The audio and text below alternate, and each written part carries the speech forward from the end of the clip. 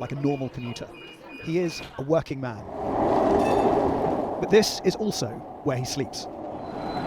He calls this the zombie hours, napping in carriages, waiting on deserted platforms.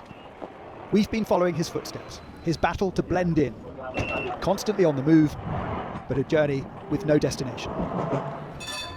You probably didn't expect to find yourself in this situation. No, you're kind of working hard all your life. You don't think the bubble's going to burst. So you're looking now at somewhere where you're not going to get wet. So one option's trams, other option's trains or buses. Daniel's road to homelessness was complex. A period off work looking after dying parents, bad flatmates, an employer not paying him for a job. Still, he tried to keep working as a carpenter.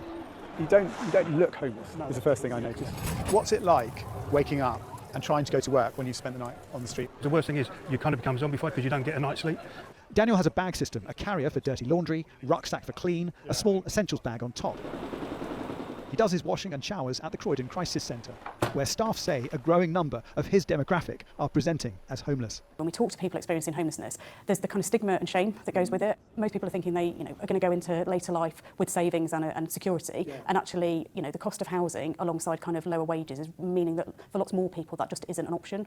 A crisis survey has found more people on the cusp of homelessness in the twilight of their working lives.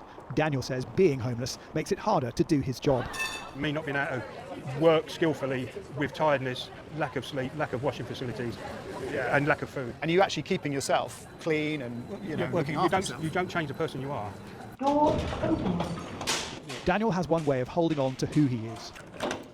His last foothold on normality, a lockup where his stuff of life is kept in storage. 1958. 1958. Your mum and dad, yeah? Yep, on their wedding day. How important is this? Well, this is my world. This is what I've created over the last 50 years. Yeah. Everything from emotional memories to tools that make me money to put me in a shelter or a house. It gives me hope. It gives me some sort of reason. Cup of tea? We catch up with Daniel a few weeks later at a local soup kitchen, where staff say the clientele includes working people who can't afford food on top of their rent.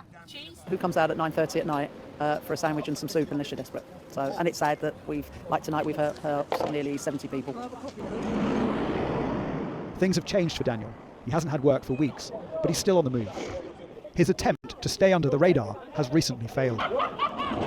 He's been fined for not having a ticket on an overnight tram.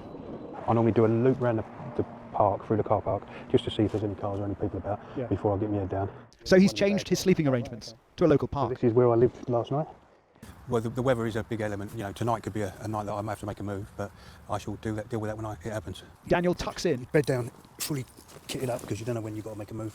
and chains his essentials bag to his belt. And you wouldn't hide yourself in the bushes? Why would you do that unless you're up to something dodgy?